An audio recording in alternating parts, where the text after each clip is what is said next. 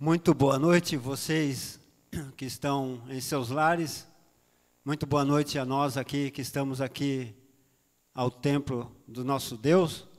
Vocês que estão aí nos seus lares também, que a mesma bênção que o Senhor tem nos proporcionado, que seja alcançado a cada um dos nossos queridos também.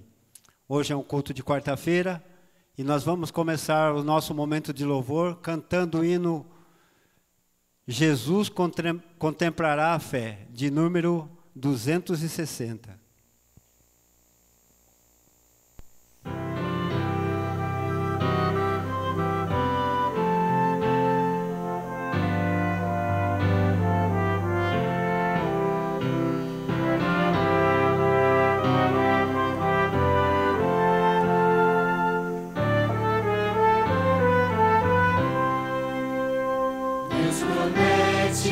Grandes coisas conceder a qualquer que peça, crendo que há de obter, esperando sem jamais esmorecer. Cristo sua fé contemplará. Sim, Jesus contemplará a fé, pois o que Jesus promete dá. Ele vê o coração e responde à petição. Cristo sua fé contemplará. Deus tem prometido a quem não duvida, dar-lhe as bênçãos que a Ele suplica. Ele prometeu e não irá falhar. Sua fé contemplará.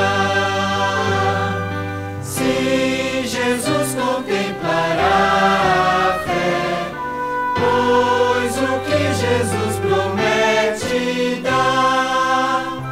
Ele vê o coração e responde à petição. Cristo sua fé contemplará. Deus já grandes maravilhas operou por aquele que no seu amor confiou. Nunca ouvidou a quem a fé guardou. Cristo sua fé contemplará. Sim, Jesus contemplará a fé, pois o que Jesus promete dá. Ele vê o coração e responde à petição. Cristo sua fé contemplará. Sim, creiamos no que Deus nos prometeu, pois desonra nunca trouxe ao nome seu. Ele cumprirá promessas que nos deu. Cristo nossa fé contemplará. Sim, Jesus contemplará a fé, pois o que Jesus promete dá. Ele vê o coração e responde à petição. Cristo sua fé contemplará.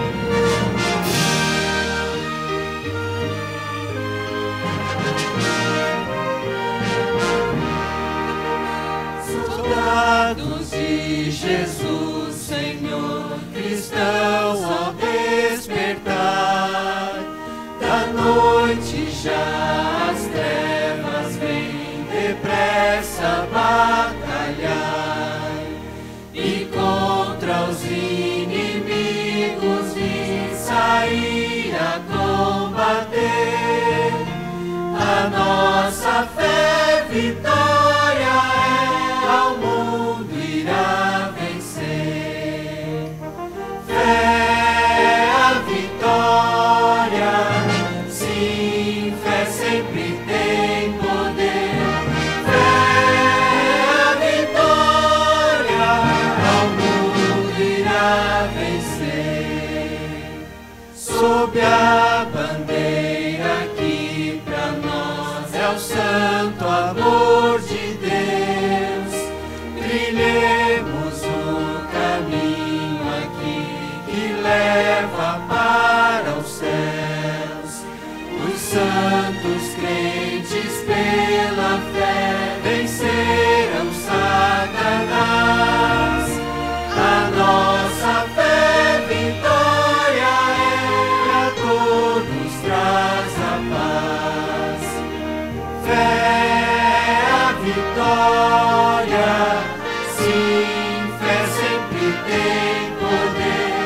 Fé a vitória, ao mundo irá vencer. Aquele que viver na fé, justiça alcançará. Um novo nome há de ter, perdão receberá. Assim, bem firmes pela fé, unidos em amor, nós venceremos com o poder que vem do Salvador. Fé a vitória, sim, fé sempre tem poder. Fé a vitória, ao mundo irá vencer.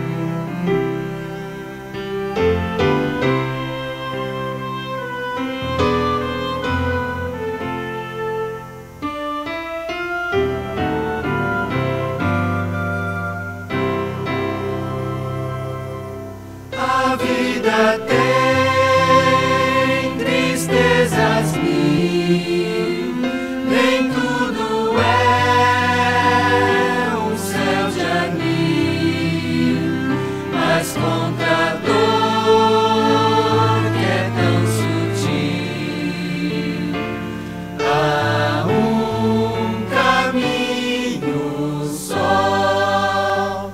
Confia em Deus que Ele sempre te ouvirá. Confia em Deus que Ele nunca falhará. Confia em Deus que a negra nuvem passará. Oh, não duvides, mas confia em Deus. Quando teu céu escurecer e a sós pesares teu sofrer, se queres forças receber, há um caminho só. Confia em Deus que Ele sempre te ouvirá. Confia em Deus que Ele nunca falhará. Confia em Deus que a negra nuvem passará. Oh, não duvides, mas confia em Deus. Se tua fé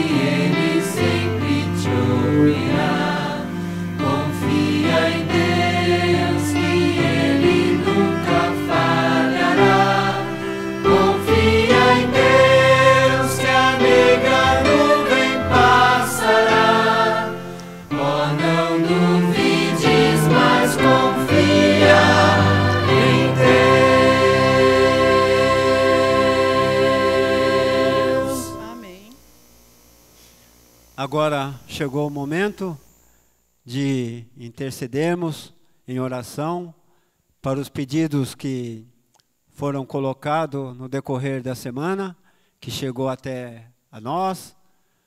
Temos a certeza que antes de nós pedirmos, Deus já sabe aquilo que nós necessitamos. Por isso, agora é o momento solene de nós levar os nossos pensamentos até o trono de graça e pedir as bênçãos dos céus. Nós aqui ajoelhamos, e vocês que estão no seu lar também, por gentileza, se assim puderem, ajoelhem também na presença do Senhor.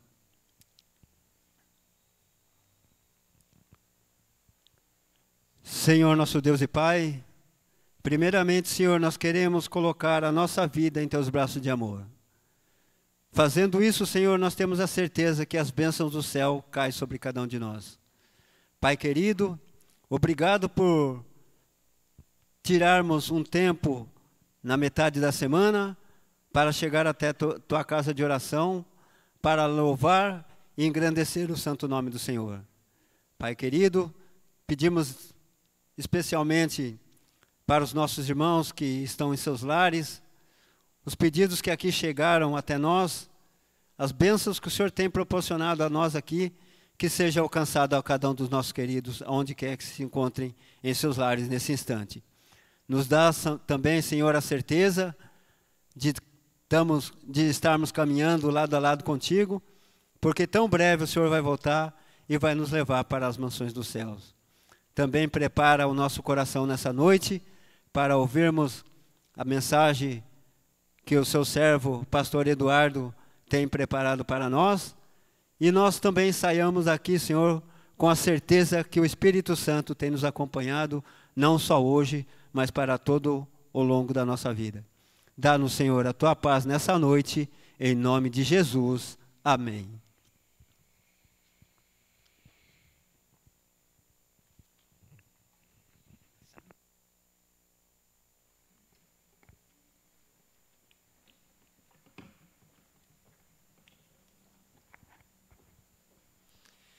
É um prazer estar aqui na casa do Senhor, mais uma quarta-feira. Imagino que você que esteja aí nos assistindo, esteja bastante cansado do seu dia de trabalho, do seu dia de atividades, mas obrigado porque você está separando esse pequeno momento para adorar ao Senhor de forma virtual juntamente conosco. Você será recompensado. Não é fácil no meio da semana a gente ter energia para alguma coisa, mas certamente Deus vai recompensar esses momentos que você está utilizando para se conectar com Ele. Nós, quando dedicamos um momento em oração, um momento para adorar ao Senhor, é como se estivéssemos recarregando as nossas baterias espirituais. O Valdemil mencionou e já orou também sobre os pedidos que foram feitos até aqui ao longo da semana, especialmente no sábado. Nós vamos orar novamente por esses pedidos. Você que faz parte do grupo de WhatsApp da nossa igreja, você deve ter percebido que o nosso grupo ele ficou aberto no sábado à tarde, ele tem ficado aberto aos sábados à tarde para que você mande os seus pedidos, para que você interaja. E se você ainda não está no nosso grupo de WhatsApp da igreja, mas deseja fazer parte para acompanhar a nossa programação, você pode nos procurar o Fábio, que é o secretário da nossa igreja, e ele vai lhe enviar o link para que você participe também desse grupo. Mas no grupo de oração, no sábado, como nós mencionamos, nesse grupo da igreja, foram postados vários e vários pedidos, especialmente pedidos por famílias que necessitam de ajuda. Nós tivemos uma perda irreparável, a perda da nossa irmã Anésia no sábado, e nós intercedemos a Deus, oramos e continuaremos orando para que o Senhor console os parentes, console os familiares, console cada um de nós. Não é fácil para nenhum de nós, muito menos para os parentes, perder qualquer pessoa do seu convívio, do seu aconchego familiar. E houve também pedidos ali no sentido de cura, no sentido de restauração. Houve também muitos pedidos em termos de agradecimento. E neste momento nós vamos interceder ao Senhor para que Deus atenda de modo muito especial os pedidos que foram feitos ali e também receba a nossa gratidão a Deus, porque mesmo num tempo tão complicado nós temos motivos para agradecer. Por isso eu quero convidar você neste momento, onde você está, a mais uma vez fechar os seus olhos e nós vamos elevar essa prece ao Senhor. E já vamos pedir em função do estudo bíblico que vamos fazer nesta noite. Feche os seus olhos. Querido Senhor, obrigado porque Tuas bênçãos têm estado sobre nós, apesar de não sermos merecedores. Apesar de tantas tribulações que o mundo enfrenta, nós ainda temos sido sustentados pela mão poderosa do Senhor. No sábado último foram feitos vários pedidos naquele grupo da nossa igreja, Senhor. E nós rogamos a Ti que Tu atendas cada um daqueles pedidos que foram alistados ali, Senhor, que foram colocados, foram postados com o coração, com a certeza de que o Senhor atenderia aqueles pedidos. E nós oramos para que nenhum deles, querido Pai Celestial, fique sem resposta. E mesmo aqueles irmãos que estão nos assistindo, mas não tiveram oportunidade de postar ali o seu pedido, que o Senhor atenda neste momento o pedido que está no coração desse irmão, dessa irmã, segundo a Tua vontade. Que na Tua soberania o Senhor conduza todas as coisas de maneira que o desejo dessa pessoa seja atendido segundo o Teu querer, segundo o que Tu sabes ser o melhor. Dá-nos, Senhor, o Teu consolo também, o Teu conforto, especialmente as famílias enlutadas. Nos lembramos aqui da família, dos queridos familiares da irmã Anésia, que o Senhor conforte cada um com a certeza da ressurreição em Cristo, pois essa nossa irmã permaneceu fiel a Jesus até o fim. E ajuda-nos a seguir o exemplo dela e permanecer fiéis até o fim também. Nós Te suplicamos, também pedimos agora a Tua bênção pelo estudo da Tua palavra, em nome do Senhor Jesus. Amém. Convido você neste momento a abrir a palavra do Senhor num texto muito conhecido da Bíblia, que é Jó, capítulo 19, verso 25. Esse texto, como eu mencionei, é muito conhecido, as pessoas gostam muito de citá-lo. E hoje nós vamos entender um pouquinho das circunstâncias que motivaram Jó a dizer essa frase. Não vamos estudar propriamente o livro de Jó, mas vamos estudar um tema que tangencia, que envolve esse livro da Bíblia. Jó, capítulo 19, verso 25, diz assim: porque eu sei que o meu Redentor vive, e que por fim se levantará sobre a terra. Olha que texto maravilhoso, que texto extraordinário. Quem lê esse texto do livro de Jó tem a impressão, quem lê e não conhece o contexto, tem a impressão de que Jó estava passando por um momento tranquilo na sua vida, estava feliz, estava radiante, estava dando tudo certo, e ele estava contente, por isso ele estava louvando ao Senhor, dizendo: eu sei que o meu Redentor vive, e que por fim ele se levantará sobre a terra. Mas, para quem conhece o contexto da história de Jó, sabe que a situação não era bem essa. Na verdade, era justamente o contrário. Jó estava enfrentando o pior momento da sua vida, estava enfrentando uma crise, estava enfrentando a dor do luto, a dor da perda. Havia perdido todos os seus filhos, havia perdido todos os seus bens, havia perdido a sua saúde, ele estava na miséria absoluta. Todas as coisas ruins que poderiam acontecer na vida de um homem haviam acontecido ao mesmo tempo na vida de Jó. E se havia alguém que tinha todas as razões, humanamente falando, para não pronunciar essa frase, esse alguém era Jó. No entanto, apesar de ter essas razões humanas, Jó pronuncia essa declaração de otimismo no meio da crise, essa declaração de fé no meio das tragédias, no meio das coisas ruins. Eu sei que o meu Redentor vive. Talvez hoje você esteja passando por uma situação complicada em sua vida. Todos nós temos passado por momentos tristes, momentos complicados. E o ideal é que você diga essa mesma frase de Jó na sua vida, que você tenha esse otimismo e pela fé você diga: eu sei que o meu Redentor vive e que por fim ele vai se levantar para me defender, para me resgatar. Mas talvez você ainda não tenha chegado ao ponto de poder dizer essa frase, ao ponto de fé, ao ponto de esperança, ao ponto de confiança de dizer essa mesma frase que Jó disse. Talvez você precise primeiro entender um pouquinho mais a respeito do que vem antes, ou seja, do que motivou essa frase e do que envolve essa frase. Talvez você precise primeiro responder a algumas perguntas que estejam no seu coração. E talvez uma das perguntas mais latejantes que estejam no seu coração seja a seguinte pergunta: por que é que eu estou sofrendo? Por que é que o sofrimento existe?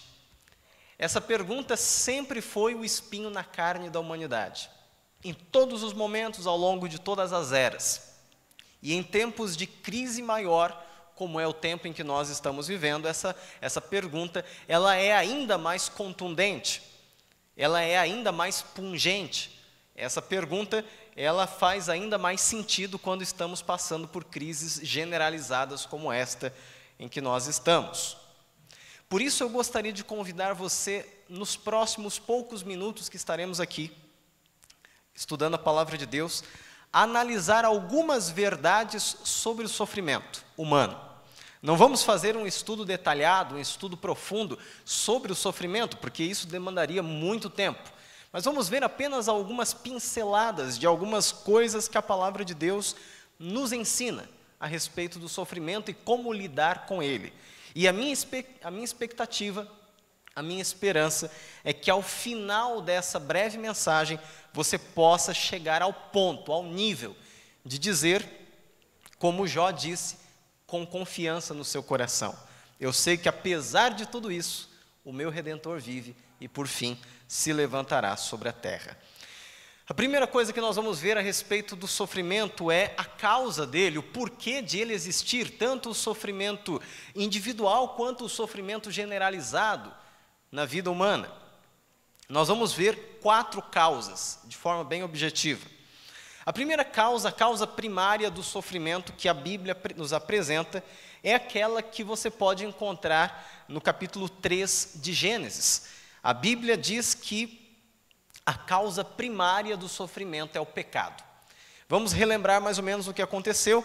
Deus deu uma ordem para os primeiros seres humanos, nossos representantes, quebraram essa ordem, transgrediram essa ordem, e no mesmo momento em que essa ordem foi transgredida, consequências vieram. A primeira consequência foi a separação de Deus. Nós temos várias declarações na palavra de Deus que nos mostram que o pecado nos separa do Senhor. Uma dessas declarações está em Isaías, capítulo 59, verso 2. Ali diz que as nossas iniquidades fazem um abismo entre nós e o nosso Deus. Então, o relacionamento pessoal, íntimo, direto que o ser humano tinha com Deus foi imediatamente rompido pela transgressão. Mas não foi apenas essa consequência que o pecado gerou também uma tendência ruim, uma tendência pervertida no ser humano. É como se aquele estado psicológico, emocional, de perfeito equilíbrio que o ser humano tinha antes do pecado, fosse transtornado de um momento para o outro, e de um momento para o outro, o ser humano agora se torna inclinado para o pecado. Você e eu agora, depois do primeiro pecado humano, você e eu temos tendências para o pecado. Se você pega 2 crianças que têm poucos meses de idade, você coloca as 2 crianças na mesma salinha, pode ser em uma dessas salinhas que nós temos aqui na igreja, e você joga entre elas um brinquedo, joga entre elas um doce e sai, mas deixa uma câmera ali observando o comportamento das 2, é bem provável que não haverá nenhum ato de altruísmo ali. É bem provável que nenhuma delas vai pegar o docinho e falar: você gostaria desse docinho? Você quer? Está servido? Não, não vai ser essa a reação. As duas vão disputar aquele doce, aquele brinquedo, porque existe uma tendência natural do ser humano para o egoísmo, para o pecado. O pecado faz parte de nós a partir do momento em que ele entrou no mundo. Então, essa foi a consequência que gerou no ser humano e no relacionamento de Deus, do ser humano com Deus. E quando nós olhamos em Gênesis ali, nós temos algumas consequências externas também. A natureza, a própria natureza foi afetada. É dito que a partir daquele momento a terra produziria espinhos e ervas daninhas. O solo seria amaldiçoado. A serpente, que foi o animal ali que Satanás usou como mediador para implantar o pecado, seria amaldiçoada também. E lá em Romanos capítulo 8, o apóstolo Paulo diz, capítulo 8, verso 19 até o 22, diz que a criação geme e anseia, ela geme e sofre, ansiando o dia em que os filhos de Deus serão redimidos. Então perceba que não somente o ser humano, mas toda a natureza foi afetada por esse estado de desarmonia com a lei de Deus. Portanto, a primeira causa, a causa primária do sofrimento é o pecado. A segunda causa do sofrimento que nós encontramos na palavra de Deus é o adversário do Senhor, o inimigo de Deus, aquele que nós conhecemos na Bíblia como Satanás. Em Hebreus, capítulo 2, verso 14, é dito que Satanás tem o domínio da morte, ou seja, ele se aproveita da morte, se aproveita do estado de morte, de miséria, de desgraça que ele criou para infligir sofrimentos na vida do ser humano. Boa parte dos sofrimentos que você presencia na sua vida são obras do inimigo de Deus. Deus não tem prazer em ver crianças sofrendo, não tem prazer em ver pessoas perdendo a sua vida, pessoas perdendo a saúde, pessoas se envolvendo em tragédias, crimes horrendos acontecendo. Sem dúvida nenhuma, essas coisas são instigadas por Satanás, especialmente aquelas coisas que são motivadas pela maldade humana, pela violência humana. Satanás tentando distorcer a imagem do caráter de Deus na mente das pessoas, ele instiga todos os tipos de comportamento ruim, todos os tipos de procedimento ruim, vícios, violência, maldade, crimes, coisas que no fim das contas vão gerar sofrimento e vão distorcer a imagem de um Deus de amor na mente das pessoas. Portanto, a segunda causa do sofrimento é essa ação direta do inimigo de Deus na vida das pessoas. A terceira causa do sofrimento, está muito bem definida no livro, na epístola aos Gálatas, a carta de Paulo aos Gálatas, capítulo 6, verso 7, onde diz que o que o homem semear, isso também ele vai colher, isso também colherá. Outro verso muito interessante, em Oséias, capítulo 8, verso 7, diz que aqueles que semeiam vento colherão tempestade. E Jó, capítulo 4, verso 8, diz que aqueles que cultivam a desgraça e semeiam o sofrimento são aqueles que colhem essas coisas. Olha que interessante, esses três versos mostram que muito do sofrimento que nós enfrentamos, é claro que não é todo o sofrimento que nós enfrentamos que pode ser atribuído a essa causa, mas muito do sofrimento que nós enfrentamos pode ser considerado consequência das nossas próprias ações. Por mais que seja difícil de você e eu aceitarmos isso, mas muito do que nós sofremos é consequência daquilo que nós mesmos plantamos no passado. Muitas doenças são consequências de maus hábitos que nós tivemos. Pessoas que negligenciaram um estilo de vida saudável, uma alimentação saudável, os 8 remédios naturais, pessoas que fizeram, que abusaram da sua própria saúde quando mais novas, numa idade um pouco mais avançada, acabam colhendo essas consequências. Algumas situações familiares, algumas situações no seu trabalho, no nosso trabalho, no nosso dia a dia, no nosso relacionamento entre pessoas, muitas das situações que as pessoas colhem em termos de sofrimento são fruto do seu procedimento errado em algum momento da vida. É claro que você não deve ficar se culpando, porque como eu mencionei para você, nem todo sofrimento é consequência das nossas ações, mas muito disso, muito de tudo que nós sofremos, é um fruto daquilo que nós mesmos plantamos. E uma quarta causa do sofrimento, e essa talvez seja mais difícil de você entender, de nós aceitarmos, é o fato de o sofrimento muitas vezes ser permissão divina na nossa vida para um propósito específico, especialmente para o nosso aprimoramento cristão. Você precisa entender uma coisa, nós precisamos entender uma coisa: o mundo pós-pecado não é o mundo ideal. O mundo pós-pecado não é o mundo que Deus planejou. O mundo pós-pecado é um mundo que foi permitido por Deus para um propósito específico. Se Deus tivesse simplesmente bloqueado, lá no começo, a possibilidade do pecado, se Ele tivesse criado Adão e Eva e os nossos primeiros pais como robôs, que simplesmente estivessem programados para obedecer e ponto final. Deus poderia ter feito isso, Ele tem poder para isso, Ele poderia ter criado todos os seres do universo como robozinhos que obedecem à sua vontade. Mas, ao fazer isso, Deus estaria deixando de colocar nessa receita de bolo um ingrediente essencial, que é o ingrediente do livre-arbítrio.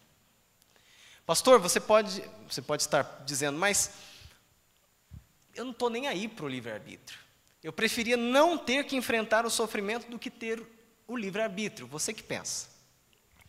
Nunca suponha algo do seu ponto de vista como um ser humano limitado. Deus é o único que conhece todas as coisas, todas as possibilidades. Matematicamente Ele faz todos os cálculos, todas as equações, todos os cruzamentos de todas as possibilidades. E Deus sabe de tudo o que aconteceria ou poderia deixar de acontecer se isto ou aquilo fosse feito. Se nós não tivéssemos o livre-arbítrio, o mundo seria tragicamente diferente, porque não haveria expressão de uma coisa que é o próprio caráter de Deus, isto é, o amor. Uma vez eu li uma frase que faz todo sentido: o amor, a fim de ser amor, ele precisa ser livre. Ele precisa ser livre. Imagine você se relacionando com uma pessoa que você ama. Pode ser a sua esposa, pode ser o seu esposo, pode ser o namorado, namorada, pode ser o seu filho, sua filha. Qual seria a sua sensação se você descobrisse que essa pessoa convive com você, ou ela mantém um relacionamento com você por obrigação?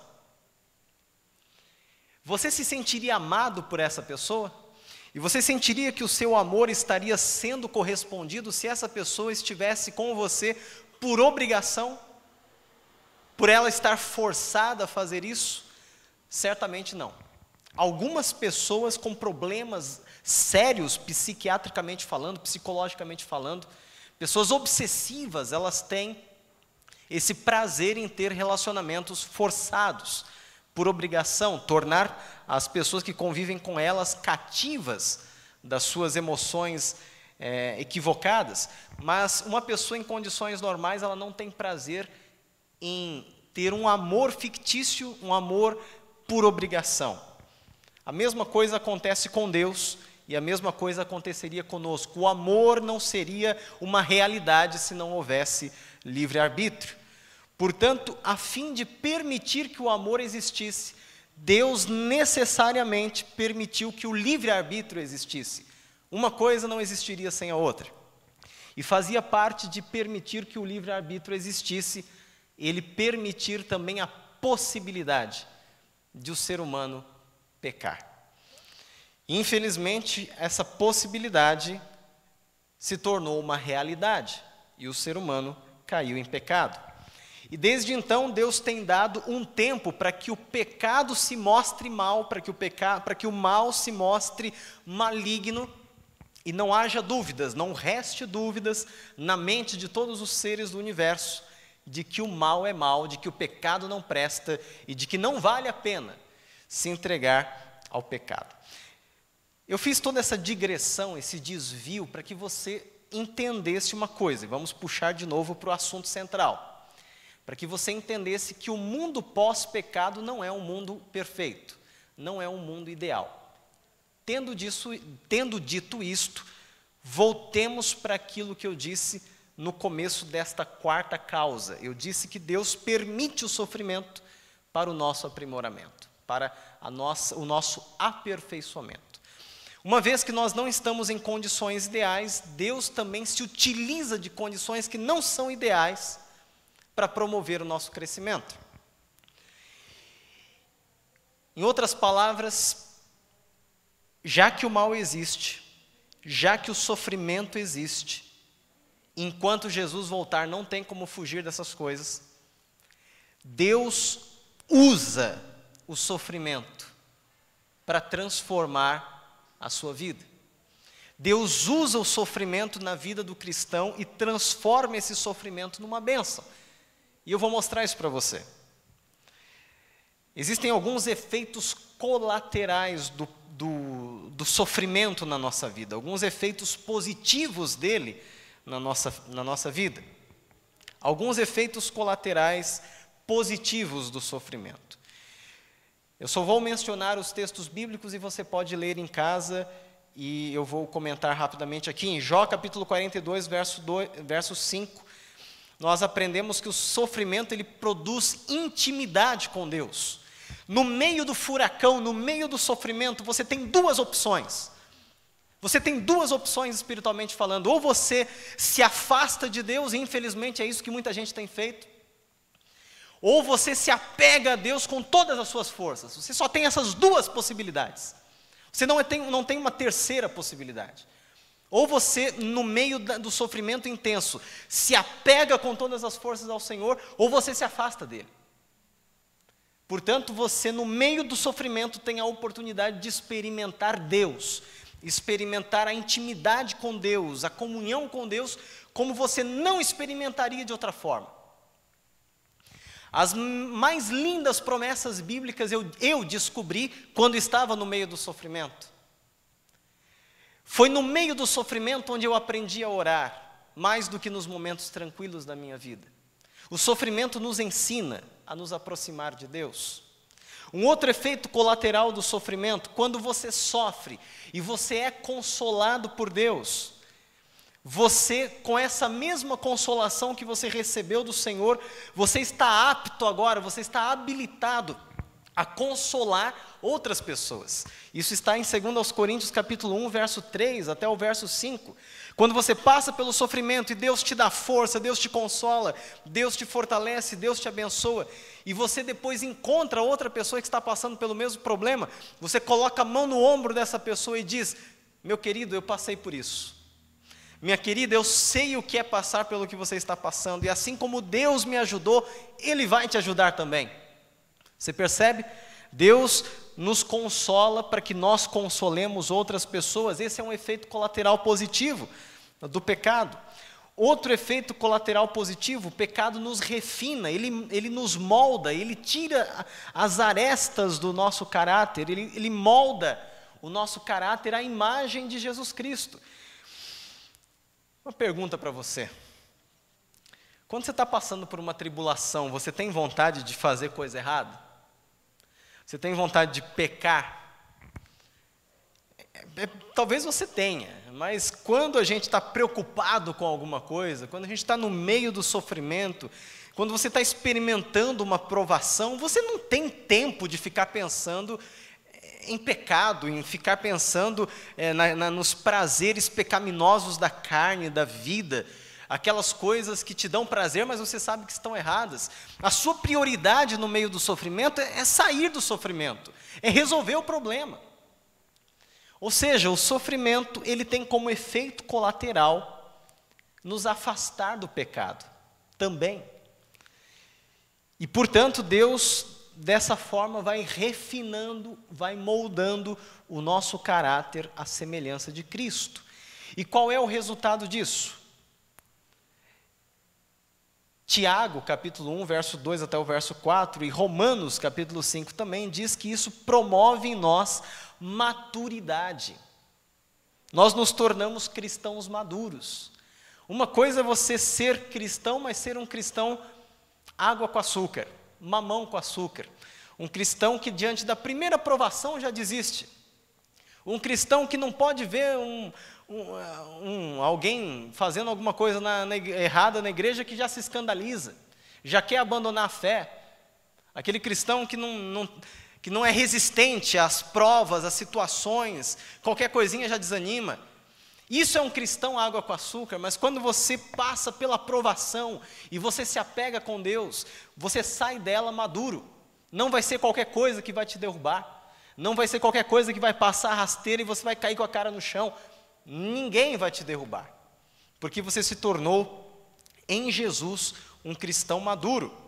Outro efeito colateral do sofrimento, você se lembra de que o seu lar não é aqui. Se fosse tudo bem, se a nossa vida fosse mil maravilhas, o tempo inteiro, quem é que gostaria de ir para o céu? Quem é que gostaria de ir para o novo céu e para a nova terra que Deus tem preparado? Ninguém. Então Deus precisa permitir de vez em quando algumas coisas, uns obstáculos na nossa vida, umas quebradeiras, umas situações complicadas, para que a gente entenda que o nosso lar não é aqui, para que a gente não se apegue às coisas deste mundo. E a gente se lembre que o nosso lar é no céu. Portanto, um outro efeito colateral é fazer com que os nossos olhos estejam no céu. E você pode ler isso em Filipenses capítulo 3, verso 20 e 21. No começo dessa mensagem eu disse que o meu objetivo seria que no final você fosse capaz de dizer como Jó: eu sei que o meu Redentor vive e que por fim se levantará sobre a terra. Nós não vivemos num mundo ideal e esse mundo não vai durar para sempre. Essas causas do sofrimento que eu mencionei para você, talvez não expliquem todas as perguntas, não respondam todas as perguntas que você tem, todos os questionamentos que você tem no seu coração. Talvez esses efeitos colaterais positivos do sofrimento que eu mencionei, também não consolem muito o seu coração, tanto quanto eu gostaria que consolasse. Mas eu queria dizer para você que você não pode se esquecer de que a solução definitiva para o sofrimento, para o pecado e para o mal ainda está por vir. Na verdade, essa solução ela já foi dada 2000 anos atrás na cruz do Calvário. Na cruz do Calvário, Jesus Cristo já conquistou e já resolveu. Ele conquistou a solução para o pecado e já resolveu o problema do sofrimento. Mas essa solução ela só se efetivará na volta de Jesus. E quando Cristo voltar, quando os mortos forem ressuscitados, quando o céu e a terra forem renovados e houver novos céus e nova terra, então a solução definitiva terá sido dada para o sofrimento, para a morte e para o pecado. Mas enquanto isso, nós ainda precisamos viver por aqui. Mas a boa notícia é que apesar de tudo, Deus está conosco. Você pode perder a saúde, pode perder os amigos, pode perder a família como Jó perdeu, mas você não vai perder a presença do seu Salvador. Você não vai perder a presença do seu Redentor. E ainda que você não entenda todos os mistérios, a presença dele na sua vida basta. E foi isso que Jó entendeu. Demorou muito para Jó entender isso, mas no fim da sua vida, no fim da sua jornada, da sua trajetória, ele entendeu. Ele entendeu que ainda que ele não compreendesse todas as coisas, o Redentor estava com ele e no fim das contas se levantaria para defendê-lo. Eu gostaria de terminar essa reflexão com uma história. Eu vou pedir a ajuda dos amigos para colocar ali. Certa vez um grupo de mulheres estava estudando a Bíblia. Várias mulheres se reuniam semanalmente num pequeno grupo, semanalmente. E nesse grupo, naquele dia, aquelas mulheres estudaram o capítulo 3 de Malaquias. E nesse capítulo 3 de Malaquias, existe um verso ali que deixou essas mulheres intrigadas. Um verso que deixou essas mulheres preocupadas. E esse verso diz que Deus se assentaria diante do seu povo como o ourives que purifica a prata. Então, o ourives se assentando, essa era a imagem, né, que elas leram ali na Bíblia, o ourives se assentando para diante da prata, diante do fogo ali, do cadinho candente, né, do fogo, para purificar a prata. Elas não entenderam aquela imagem bíblica. Então, elas combinaram ali, aquelas mulheres, de que durante a semana elas iriam procurar a resposta para entender melhor aquele episódio, aquela imagem bíblica. Então, elas foram para casa. E uma delas entrou em contato com um ourives, uma pessoa que trabalha purificando e moldando metais, ouro, prata e assim por diante. E ela marcou um horário com aquele homem, com aquele ourives, para acompanhar o trabalho dele. E no dia e no horário marcado, aquela mulher, ela foi para a oficina daquele ourives para ver como ele trabalhava. Então ele começou ali a trabalhar e ela achou muito interessante a maneira como ele trabalhava com aqueles metais. Ele pegou a prata e colocou ali naquele cadinho, naquele recipiente, colocou no fogo, e o fogo abrasador começou a derreter a prata. E então a escória, a parte que não presta do metal, começou a se separar da prata, e a prata derretida, incandescente, estava ali no meio do fogo, e ele olhando, e ele observando. E assim como na descrição bíblica, o ourives se assentou e ficou olhando a prata no meio do fogo. Então aquela mulher perguntou para aquele ourives, se lembrando do que ela havia lido na Bíblia, e perguntou: o senhor precisa ficar sentado aí o tempo inteiro olhando para a prata? E ele respondeu: sim, eu preciso ficar olhando o tempo inteiro, eu preciso ficar com o olhar fixo aqui para saber o ponto certo, porque se eu deixar passar do ponto, o fogo vai destruir a prata e a prata não vai prestar mais, ela tem que sair no ponto certo.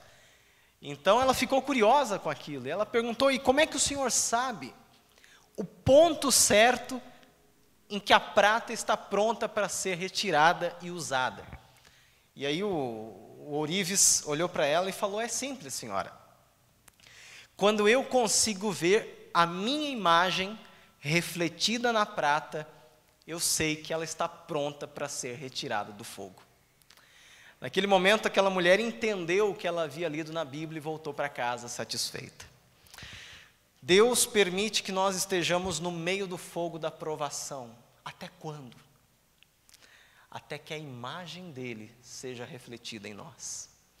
Quando Deus vir o seu caráter reproduzido em nós, quando Deus vir os seus atributos reproduzidos em nós, ele saberá que o sofrimento e a provação produziram o seu efeito.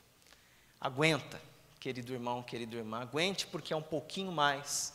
Jesus Cristo voltará e nós seremos libertos.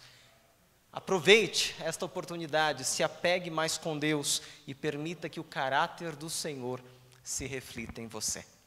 Nós vamos cantar o nosso último hino deste culto e, ao fim, vou orar ao Senhor para que Ele nos dê força para continuar enfrentando as provações e desenvolvendo um caráter cristão.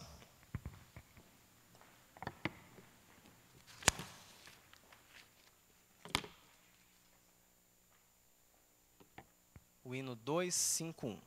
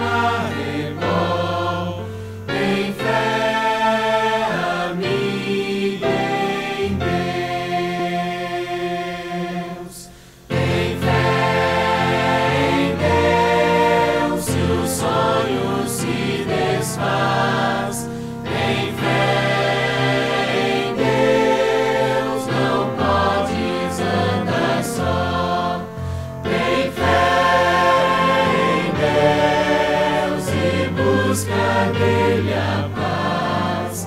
Tem fé, amigo, em Deus. Tem fé em Deus, e calma a vida vai. Tem fé em Deus, e treme o coração. Tem fé em Deus, que é teu bondoso Pai. Tem fé, amigo, em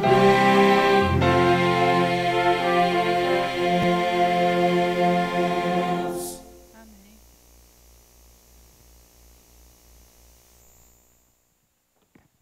Oremos ao Senhor.